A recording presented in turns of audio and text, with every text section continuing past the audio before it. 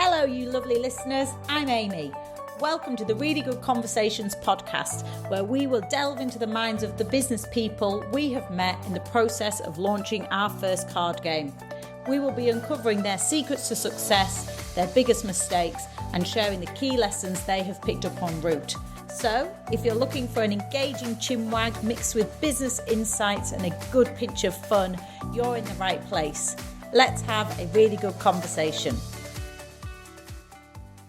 Hello, Elizabeth, and welcome to the Really Good Conversations podcast. Hello, thanks for having me. Thank you so much for joining me on this beautiful sunny day. I hope it's sunny where you are. It is. The sun is shining. I just spent like my whole lunch break. I was going to say hour. It definitely wasn't an hour. My whole lunch break sat out enjoying it. Just brilliant. Soaking up the vitamin D. Well, Elizabeth, I was so pleased that you said yes to coming on this podcast, and really keen to hear all about your world as a fashion brand consultant, and all about your knowledge and expertise and background in the retail space. So we obviously met in February at Spring Fair. And that's when I heard you doing a talk about the world of TikTok. And that obviously led me to learn more about your world and what you do. And I'd love you to just give us a bit of a background for our listeners about your journey and what you do at the moment. Oh, thanks. Yeah, I am Elizabeth, and I've worked in the fashion industry for about 15 years. So I always knew I wanted to work in fashion from a very young age, I would say, and I studied fashion retail buying at uni. It was a very new course, actually. Nobody had even graduated from it when I joined it. I couldn't even imagine courses actually existing so specifically. That's amazing that it does. But what I liked about it was that it was fashion, but you didn't have to draw. You needed to do like a bit of drawing, but it wasn't like a design course. And it was more about like the mix of design and business, which I really liked the appeal of, and like trend forecasting and working with the designer rather than being the designer. So I actually won my job, my first graduate job, off the back of a competition at uni. And I worked at Next for about 5 years. Then I worked at Miss Selfridge, which, talking of TikTok, it's my most popular TikTok video talking about how much I hated working at Arcadia. Well, I have to look that one up. Yeah, it's my most popular video, saying it was the worst year of my life. And bless you. I then went to work at George at Asda, which was lovely. And I truly believe that all the people in the north make me feel so welcome. And I feel like I'm somehow a northern girl in a southern girl's body. And then I ended up leaving the buying side and working on the supplier side. So I then did that for about 5 years, being an account manager for like River Island and New Look and Urban Outfitters and Warehouse. So lots of sort of high street commercial retail experience. And then in 2018, I had like kind of a few years ago sort of turned 30 and felt like I needed some sort of exit plan from what it was that I was doing, because I was very quickly becoming the oldest person in the office, and I wasn't even that old, You become unfashionable.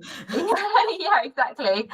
And I was like, I can't be doing this forever. I need to think of something, and basically had a bit of a brainwave to think maybe I could teach people what it is that I've done all these years. And, if you're starting a fashion brand from a hairdressing background or a lawyer's background, or whatever, but I wonder if you might need some help around manufacturing and marketing and sales. So it worked. Fantastic. And I left my job and never really looked back. That's amazing. And I think that's so fascinating as well to hear that your sort of that realization that I think often when you're working in your day-to-day jobs or whatever career path you have gone down, you don't realize that other people know nothing about what your world is. So I know. To you might think, oh, well, this is common sense. Like, purely everybody knows, this is how retail works, or, everyone goes shopping, everyone's a consumer. But the reality is actually the Joe Bloggs person or person creating a product is like, okay, I know this bit, but there's this whole other world out there. And especially because I'd been to uni and then worked in fashion, like even, you know, a lot of my friends that I had grown up in that industry pretty much from the age of 18. So every friend I had was either a buyer or a designer or a merchandiser or a garment technologist. And so really everybody that I knew did know what I know. Yes. It was a bubble. And it took me, I know I sort of blasted through that story earlier, but it took me a really long time to figure that out, that I could create a service out of the career that I'd had. Yeah, that's fantastic. And what is it that you love about what you do today then, now in your own business? What aspects do you love about it? Oh, I love it all. I always describe it's like, you know, saying about Arcadia earlier, that is like the black and white part of the Wizard of Oz film, and then like working with small businesses is sort of stepping out of the house when it's all colourful and everyone's just like enjoying being there and so passionate about what it is that they do. I prioritize working with purpose-led brands that, you know, want to be there for a reason, and obviously we want to be making money, but there is other reasons why we're there as well, rather than it being the sole reason why we're there. That's lovely. And I think definitely, just when you find those just great people to work with, you know, as well, it just makes everything blend easier. You're all on the same page. And I guess, sometimes when you're in certain organizations and hierarchical structures and such, there's a lot more of that kind of, I guess, egos in some larger organizations, and then, you know, everyone's sort of battling for themselves rather than actually, let's just get this done, let's get something out there. And well, especially when that organization is led by Philip Green. That sort of energy does filter down. And I talk a lot, you know, about workplace bullying and not really having realized that I'd been through it until I came out of it the other side, and reading about things like, that was me. I've been through that. And you wouldn't change any of it because it sort of like makes you who you are. And I like to call myself the friendly face in fashion, and I don't think that sort of tagline would have come out or developed had I not been through that. So absolutely. And I love that. I saw that on your website, the friendly face in fashion, and I was like, I do love that as well. So that's awesome. I dipped my toe in actually as part of my university degree, and I worked for did a placement year at a big brand, a big fashion brand in the PR department, and I decided fashion was not going to be where I was going to continue, you know, bespoke specifically. And I guess some of it was that sort of atmosphere, shall we say. And I remember, I think it actually, the Devil's Wears Prada film was out at the time, and you know, I think, you know, to my mum was like, this is your life, isn't it? Oh my God. I know, it's true, and I feel bad for people like you in a way, because not every organization is like that. Some of them are, and maybe most of them are, but not all of them. And it was interesting working at Arcadia that the only girls that I stay in touch with from there are the girls who are a lot younger than me, because it's almost like they hadn't been indoctrinated, is that the word? By like the culture at that time, and so they almost like got out before they changed. And I remember speaking to one of the guys that worked there, and he said, I can literally see girls coming in from uni and like developing a different personality, thinking that's how you need to be to work in the fashion industry, and it's not true. Like, you don't have to be BITCH to work in fashion. So the whole thing is, you know, at the end of the day, you know, in business, we always say, you know, people buy from people. And, you know, it's that kind of treat others how you want to be treated, etc., rather than, you know, feeling, I need to put on a certain persona and actually, not exactly be a nice person to work with, if that's, you know, where you're going to go. But that's actually sort of perhaps an interesting segue, because obviously in the world of creating your own product, and we've got the really good conversations, which is again how we met and what would draw me to reach out to you, but there's this whole part of actually people creating products and then needing to sell them, and there's this actual feeling, and again I see that you've got something on the horizon, and you really help people selling those products without selling your soul. So could you give us for people listening, and intrigued myself, as obviously we are now selling our cards, we're selling them online, we are in retailers, but always looking for tips and advice on improving how to actually do that whole sales part and not sell our souls in the process. Lots of nice people start small businesses, and we are brought up to believe that salespeople aren't nice, and so you don't really associate yourself with being a salesperson. And I think that is like step one of the problem, is that you don't want to be salesy.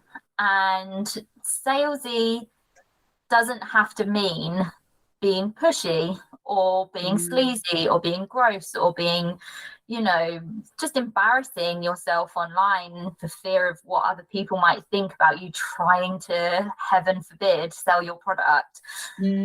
And people think that selling is sort of trying to get one over on somebody, or trying to trick somebody, or trying to con somebody, and that's not what it is at all. It's actually just, you have a product and I have some money and we are swapping them.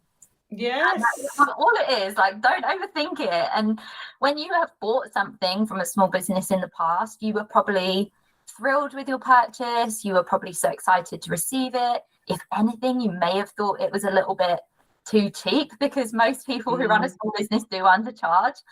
And so know that other people can think that about your product as well. You don't have to, it's a massive part of it does come down to confidence, and having confidence that your product is worth what it is that you're charging. And so it is a fair exchange in what it is that you're asking for in return. So I would say the step one is to believe in the fact that being a salesperson and being a nice person can coexist. And then second to that would be around having the confidence in your product to know that it's worth that exchange in value, and that's all it is. Don't overthink. I love that. And that is obviously really a big mindset piece, isn't it, as well, of just kind of, that getting out your own way. And I write that actual, exactly what you just said there, that exchange. I guess I personally probably hadn't even thought of it in that way myself, because you want to reach out to people, or retailers will speak, but you sort of almost feel you're inconveniencing them. And what about if you think about it from the other side, where a retailer is desperate for stock that not everybody else on the high street has, and they're looking for something that is a little bit different or locally made to the area, and it's not something that's easily found on Google.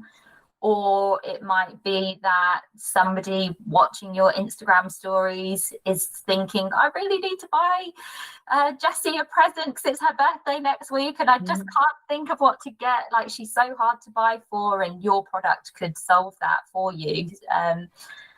And people just always assume the worst when showing up online, that, I'm going to be bothering them or I'm going to be irritating them. And actually, why don't we think about the fact, like, I could really help you what it is? Or if we're getting any problem or solution, what about just bringing a little bit of joy to somebody's life? Like, if it has brought joy to your day, maybe it could bring joy to someone else's. And that can be enough sometimes, and that's okay as well. That's brilliant. And how would you have any, I guess, tips for someone who is just starting out? They've got a product and they think, right, okay, I now need to reach out to retailers or anything. Do you have any tips of where you would tell people to start looking, or how they would start venturing into reaching out to people to sell their product?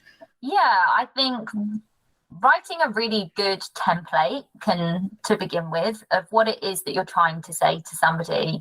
No apologies for start off, no sorry, I know you must be really busy, like, sack that off cut that out of the email. No, oh, I'm just getting in touch because I thought you might be interested. Like, no, we want to be much more direct. And again, it does come down to confidence and mindset and being proud of the product that you're offering. So I'm reaching out to share with you something really exciting that your audience will absolutely love. Having, had a quick look on your social media, I can definitely see it's going to fit in.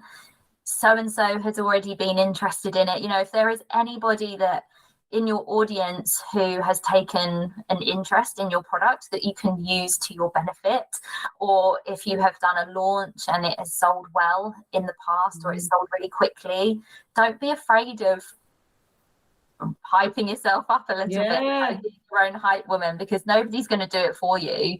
Nobody's going to sort of reply all and go, oh, by the way, Amy did actually sell out launch a couple of weeks ago. No, there's no one else on that email other than you and the person that you're selling to. So if you don't say it, then they won't know. And when you're selling into people, they're a small business as well, likely, or even if they're not a small business, they're a business that is taking a risk on you. So your message and your reach out to them is all about like minimizing that risk for them. It's a lot easier for them to say yes if you can prove to them that your stuff sells. That is definitely a good reminder there. Oh, that's fantastic. I mean, we could chat honestly for all day long because you've got so many nuggets. And I think I said from your just whole career, your experience that you have packaged up, and you do the one-on-one mentoring with people, and you've got the courses, which is really just brilliant for businesses like ourselves who are new into the kind of product retail space, and tapping into that experience that you have. Now, obviously, the other reason, as part of the Really Good Conversations podcast, we're already having a good conversation, but we are going to pull out some curveball questions from our pack of cards to further take the conversation to different places. So, since we actually last met, we now have 4 products in our range, and I'm going to let you today choose which cards you want to take it from. So, it's either from the yellow first editions pack, which perhaps is that broad topics of questions and perhaps tap into past experiences or your wisdom even more. Or we've also got the kids pack, which is perhaps a little bit more future focused, more creative, perhaps, and really suitable from the age of 6 upwards. But in my mind, we're all big kids. So I was going to say, I feel like I've got the mental age of somebody who's 6. So let's go to that one. So awesome. You're going to go for the kids pack. Yeah. Brilliant. Okay, so I am going to just take out, we're going to do 3 cards, and we've got one of these here. So, right, okay, we're going to start off relatively easy. So, if you could learn any language instantly, which one would you choose? I think I would learn Spanish because I'm pretty sure it would help me learn other languages afterwards. So, fun fact, my nana could actually speak like 5 or 6 languages. Wow. I know. And she was so brilliant at doing it. And I remember that she could speak Spanish completely fluently, but it helped her understand lots of other languages as like a layer on top. So say like Portuguese or Italian. She could read pretty much any other language because she knew how to speak Spanish. Wow. And had she lived in these countries that spoke these other languages, or just learnt them from? No, it was just a natural born skill that she had inside of her. Wow. And my mum actually always says that she just wishes that she had spoken to her in one of these languages when she was younger so she could be bilingual. But when I went to Mexico recently, I downloaded Duolingo and just sat on the beach like playing it. I definitely have a passion for languages, and I just don't know if I've got the skill in the same way that she did. And learning it. Oh, that's awesome. And I know we dipped our toe into that desire to learn Spanish when we went through South America a number of years ago. And, we had the little expression, we had the Oh, phrase book, that's it. So read the phrase book as well. And, by the time it's dos cerveza, por favor, and you'd find your locations. And then I remember we went into Brazil and it was like, oh, now we need to learn Portuguese. So just as you felt...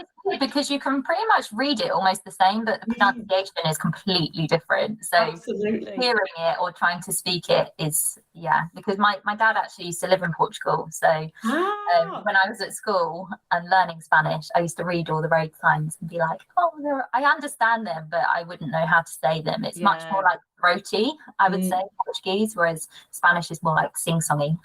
Oh, that's brilliant. Oh, well, excellent. Well, I'll join with the Spanish one if you can, equally tell me there's a quick way to learn it. Okay, so the second question, what do you think you are best at? This is quite broad. It can tap into anything, really. I know from experience and from people telling me that I'm good at motivating people. And sort of putting a fire in somebody's belly and getting them just to get up and do the thing. And I think in a way, it's partly from working in fashion and a very, very, very fast-paced industry. And, if it took you as long as writing it down to do the thing, we were always like, just do it now, do it now, do it now. And so I think I still got that in me. And I like moving at a fast pace. It keeps me interested. And you can see just through our chat today, I mean, we're on video, but, I can feel your energy, and your spark just, through the stories and such that you've been telling. And, I guess, how you've been able to succinctly highlight, some of those motivational points. You need one of the, a neon Mr. Motivator outfit when you're doing your it's really like spreading my energy to people, I would say. That's awesome.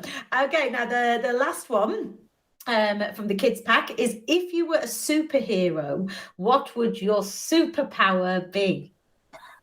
I would say it's so basic, but it is to fly, because I used to have these dreams when I was younger that I could fly, and the way I flew in my dream was almost like I was swimming through the air, and I was like, come on, everybody, it's just so easy. Like, you just float and push your way through.